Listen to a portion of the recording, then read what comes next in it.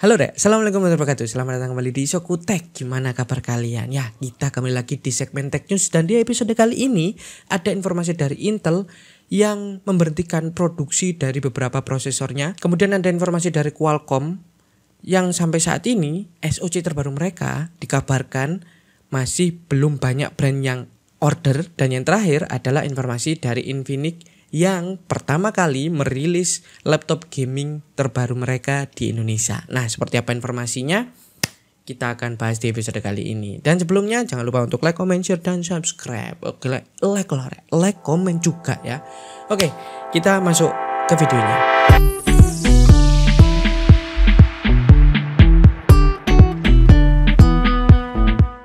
Kita bahas dulu dari Qualcomm. Ya, kita tahu bahwasanya Qualcomm ini kan akan merilis Snapdragon 8 Gen 4 yang digadang-gadang itu akan memiliki performa yang luar biasa kan ya.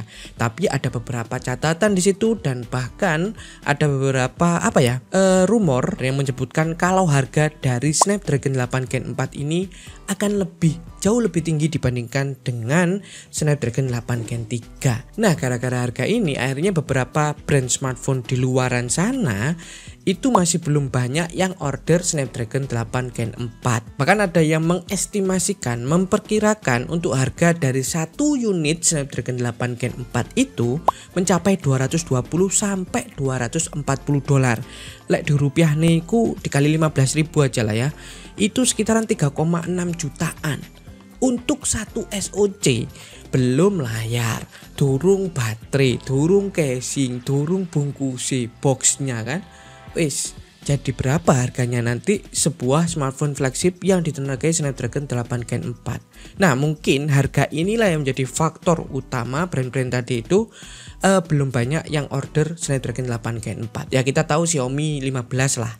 Kemarin kan udah ada informasi yang menyebutkan dia akan menggunakan Snapdragon 8 Gen 4. Kalau memang beneran Snapdragon 8 Gen 4 akan dipakai di Xiaomi 15, berarti harga Xiaomi 15 ini siap melambung tinggi dibandingkan dengan Xiaomi 14 sebelumnya. Samsung ini ada rumor, bahkan ada rumor yang menyebutkan kalau Samsung ini udah mencari alternatif lain. Dia di Samsung Galaxy S25 nanti dikabarkan, ini rumor ya, itu akan menggunakan Dimensity 9400. Jadi ya ada pilihan 9400, ada pilihan Snapdragon 8 Gen 4. Rumor dari Samsung ini mempertegas kalau misalkan Snapdragon 8 Gen 4 ini memang akan bener-bener mahal teman-teman. Dan ya lagi-lagi kalau harganya mahal, ya jelas brand-brand di luar sana masih mikir untuk order.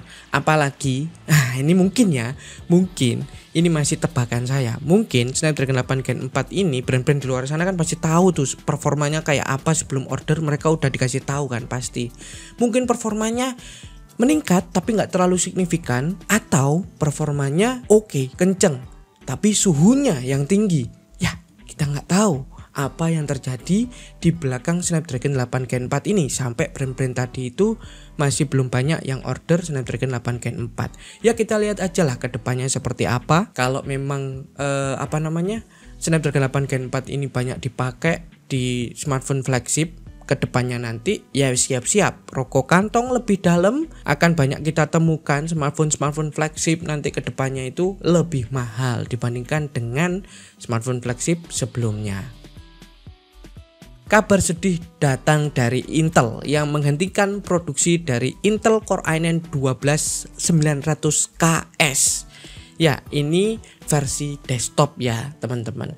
Jadi Intel ini mengkonfirmasi bahwasanya mereka akan menghentikan produksi dari Intel Core i9 12900KS padahal generasi 12, padahal umurnya masih 2 tahun ya.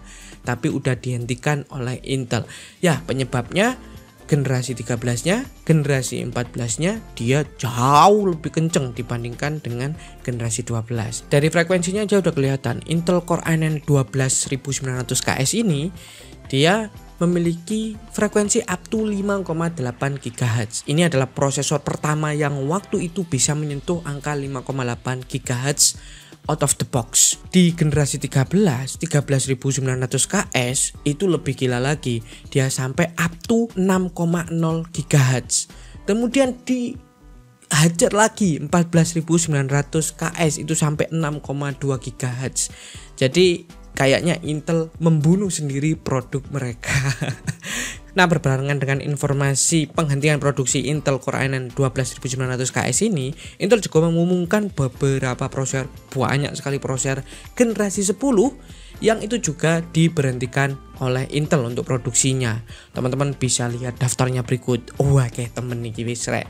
Jadi beberapa prosesor Intel generasi 10 itu banyak yang udah discontinue atau sudah tidak diproduksi lagi oleh Intel. Ya, yang mengejutkan adalah Intel Core i9 tadi 12900KS ini juga ikut-ikutan tidak diproduksi lagi oleh Intel. Infinix menantang pasar laptop gaming di Indonesia dengan merilis resmi Infinix GT Book. Ya, ini adalah laptop gaming pertama dari Infinix yang resmi di Indonesia. Jadi tanggal 4 kemarin Infinix itu mengumumkan beberapa produknya, termasuk salah satunya adalah Infinix Book GT. Ya apa GT Book? Walah diwalak-walik. Jadi Infinix GT Book ini ada dua versi, teman-teman. Ada yang namanya GT Book i9 dan GT Book i5. Dari namanya udah kelihatan. i9 ya berarti pakai prosesor Core i9. i5 ya berarti pakai prosesor Core i5. Dan ini kayaknya menyasar pasar apa ya? Low end gaming dengan GT Book i5-nya dan high-end gaming dengan GT Book i9-nya. Untuk prosesor yang dipakai di sini masih menggunakan Intel generasi 13, baik itu GT Book i9 maupun GT Book i5. Dan untuk grafisnya, untuk GT Book i9 itu menggunakan RTX 4060, sedangkan GT Book i5 itu menggunakan RTX 3050. Nah, selain prosesor dan juga VGA tadi, GT Book i9 dan juga GT Book i5 ini itu sama persis untuk spesifikasi lainnya. Seperti misalkan RAM-nya menggunakan 16GB LPDDR5X, storage-nya itu 512GB PCIe Gen 4. Dari segi desain, GT Book i9 dan juga GT Book i5 ini dia menggunakan material aluminium alloy yang diklaim anti korosi sama Infinix. Terus di bagian belakangnya itu ada LED yang bentuknya membulat. Nah, itu katanya bisa diatur tuh warnanya ataupun ya model-model kayak RGB lainnya lah.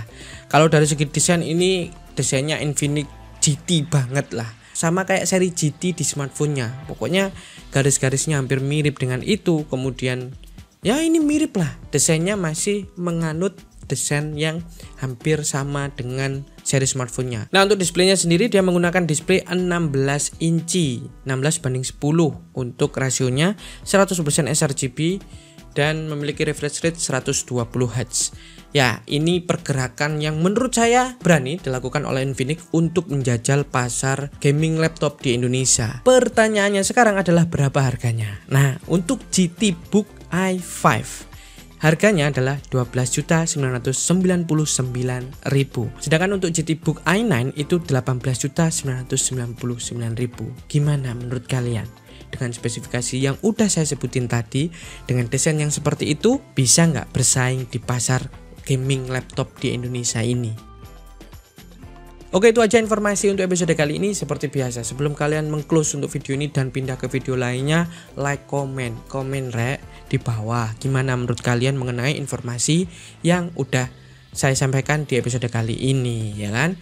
Dan jangan lupa untuk follow Instagram juga Isokutek. Dan ya, itu aja untuk video kali ini. Sampai jumpa di episode-episode berikutnya. Saya Afat pamit undur diri. Assalamualaikum warahmatullahi wabarakatuh.